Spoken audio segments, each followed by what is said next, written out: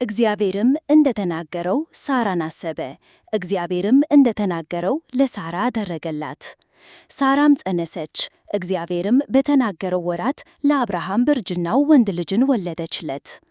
አብርሃምም የተወለደለትን ሳራ የወለደችለትን የልጁን ስም ይስሐቅ ብሎ ጠራው። አብርሃምም ልጁን ይስሐቅን እግዚአብሔር እንዳዘዘው በ8ኛ ቀን ገረዘው። አብርሃምም ልጁ ይስሐቅ በተወለደለት ጊዜ የ100 ዓመት ዕድሜ ነበረ። ሳራም እግዚአብሔር ሳቅ አድርጎልኛል፣ ይህንንም የሚሰማ ሁሉ በእኔ ምክንያት ይስቃል አለች። ደግሞ ሳራ ልጆችን እንድታጠባ ለአብርሃም ማን በነገረው? በእርጅናው ልጅን ወልጄለታለሁና አለች። ሕፃኑም አደገ፣ ጡትንም ከመጥባት ተቋረጠ። አብርሃምም ይስሐቅን ጡት ባስጣለበት ቀን ትልቅ ግብዣን አደረገ። ሳራም ግብፃዊቱ አጋር ለአብርሃም የወለደችለትን ልጅ ሲስቅ አየችው። አብርሃምንም ይህችን ባሪያ ከነልጇ አሳድድ፣ የዚች ባሪያ ልጅ ከልጄ ከይስሐቅ ጋር አይወርስምና አለችው። ይህም ነገር በአብርሃም ዘንድ ስለ ልጁ እጅግ ችግር ሆነበት።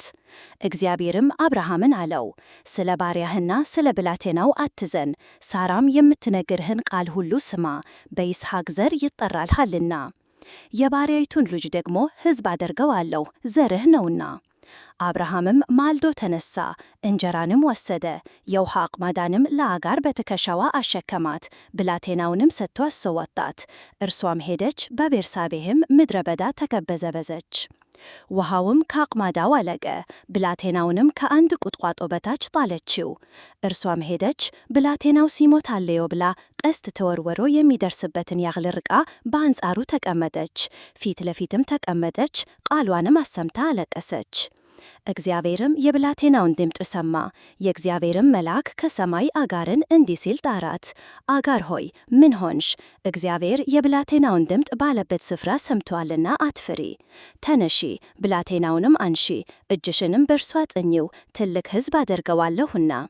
እግዚአብሔርም ዓይኗን ከፈተላት፣ የውሃ ጉድጓድንም አየች። ሄዳም አቁማዳውን በውሃ ሞላች፣ ብላቴናውንም አጠጣች። እግዚአብሔርም ከብላቴናው ጋር ነበረ፣ አደገም፣ በምድረ በዳም ተቀመጠ፣ ቀስጠኛም ሆነ። በፋራን ምድረ በዳም ተቀመጠ። እናቱም ከምድረ ግብፅ ሚስት ወሰደችለት። በዚያም ዘመን አቢሜሌክ ከሙሽራው ወዳጅ ከአኮዘትና ከሰራዊቱ አለቃ ከፊቆል ጋር አብርሃምን አለው፣ በምታደርገው ሁሉ እግዚአብሔር ካንተ ጋር ነው። አሁንም በኔም በልጄም በልጅ ልጄም ክፉ እንዳታደርግብኝ በእግዚአብሔር ማልልኝ። ነገር ግን ለአንተ ቸርነትን እንዳደረግኩ አንተም ለእኔ ለተቀመጠባትም ምድር ቸርነትን ታደርጋለህ።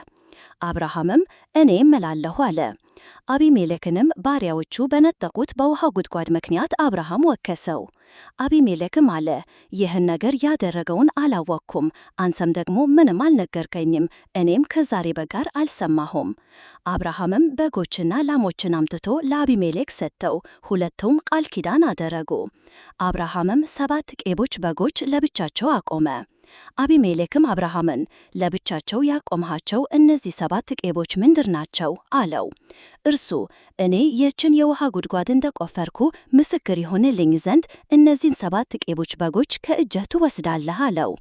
ስለዚህ የዚያን ስፍራ ስም ቤርሳቤህ ብሎ ጠራው፣ ከዚያ ሁለቱ ተማምለዋልና።